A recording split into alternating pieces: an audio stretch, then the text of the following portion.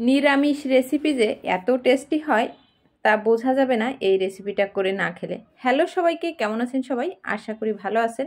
আমিও ভীষণই ভালো আছি। আজকে আমি আপনাদেরকে খুবই সহজ পদ্ধতিতে অল্প উপকরণ দিয়ে কচু রান্না করে দেখাবো। এই রেসিপিটা আপনারা যে কোনো কচু দিয়ে করতে পারেন, মান কচু, পানি কচু। আমি নিয়েছি এইখানে পানি কচু। কচুটা এইভাবে সুন্দর করে গোল গোল করে কেটে নিব। খোসাটা একটুখানি বেশি ফেলে দিব, তাহলে চুলকানোর কোনো ভয় থাকবে না। পানি কচু এমনিতেই চুলকায় কম। আজকে কিন্তু আমি এই রেসিপিটা নারকেল দিয়ে করব, অর্থাৎ নারকেলের দুধ দিয়ে রান্না করব। চলে এসেছি রান্নার কাছে। চুলায় দিয়ে দিয়েছি প্যানে জল। জলটা ফুটতে শুরু করলে দিয়েছি লবণ আর হলুদ, হাফ চা চামচ করে দিয়েছি সব কিছু। এখন কচুগুলো একটুখানি ভাপিয়ে নিব। এতে করে যদিও 2-1% চুলকানোর সম্ভাবনা থাকতো, সেটাও থাকবে না, আর কচুর কালারটাও সুন্দর হয়ে যাবে। তো আমার কচু ভাপানো শেষ, চুলা বন্ধ করে দিয়েছি। এখন কচুটা নামিয়ে নিব। কচুটা নামিয়ে জল ঝরিয়ে রেখেছি। প্যানে দিয়ে দিয়েছি সয়াবিন তেল। এখন কচুটা একটুখানি ভেজে নিব।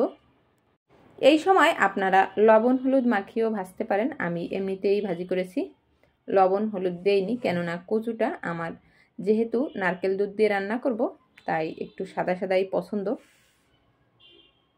খুব বেশি ভাজা যাবে না, তাহলে কিন্তু কচুটা শক্ত হয়ে যাবে। হালকা একটু ভেজে নামিয়ে রাখতে হবে। প্যানে যে তেল আছে তার মধ্যে হালকা একটু তেল অ্যাড করে রান্না শুরু করব। এখন দিয়ে দিব 2 চা চামচ আদা বাটা। আপনারা আমিষ আকারে রান্না করতে চাইলে এইখানে পেঁয়াজ রসুন বাটাও অ্যাড করতে পারেন। এখন দিয়ে দিয়েছি হাফ চা চামচ জিরে গুঁড়া, দিয়েছি হাফ চা চামচ ধনিয়া গুঁড়া। মশলাটা হালকা একটু কষিয়ে নিতে হবে। দিয়েছি হাফ চা চামচ শুকনো মরিচের গুঁড়া। একটুখানি টমেটো কুচি দিব। যেহেতু শীতকাল, টমেটো সচরাচর সবসময় পাওয়া যায়, তার জন্য টমেটো কুচি দিয়েছি, না হলে টমেটো সসও ব্যবহার করতে পারেন। এখন দিয়েছি হাফ চা চামচ লবণ আর হাফ চা চামচ হলুদ। হালকা একটু জল দিয়ে মশলাটা কষিয়ে নিব, যাতে করে টমেটো একটুখানি গলে যায়। আজকের রেসিপিটা যেহেতু নিরামিষ রেসিপি, তার জন্য আমি এইটাই একটুখানি মিষ্ট ভাব নিয়ে আসব। আমিষ হলে আমি খুব বেশি ঝালঝাল আকারেই রান্না করতাম। মশলা কষানো প্রায় শেষ। এখন কচুগুলো দিয়ে দিব। কচুটা মশলার সঙ্গে ভালোভাবে কষিয়ে নিব।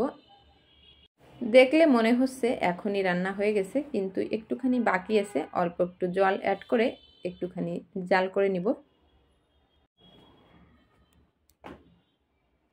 কচু রান্না করার সময় কিন্তু ধীরে সুস্থে একটুখানি রান্না করতে হয়, তাহলে টেস্ট ভালো হয়।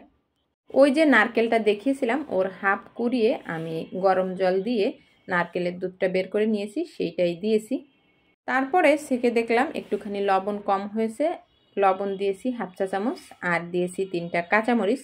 এখন নামানোর আগে দিয়েছি 1 চা চামচ চিনি আর হাফ চা চামচ গরম মশলা গুঁড়া।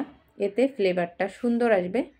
যেহেতু নারকেলের দুধ দিয়ে রান্না করেছি, তার জন্য একটুখানি চিনি দিলাম। টেস্টটা খুবই সুন্দর আসবে খেতে। চুলাটা বন্ধ করে 5 মিনিট ঢাকনা দিয়ে ঢেকে রাখবো।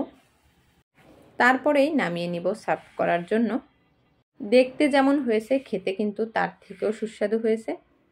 আশা করছি আজকের ভিডিওটি সবার ভালো লেগেছে। যদি ভালো লেগে থাকে তাহলে ভিডিওতে একটি লাইক দিবেন। আজ এই পর্যন্ত। সবাই ভালো থাকবেন, সুস্থ থাকবেন।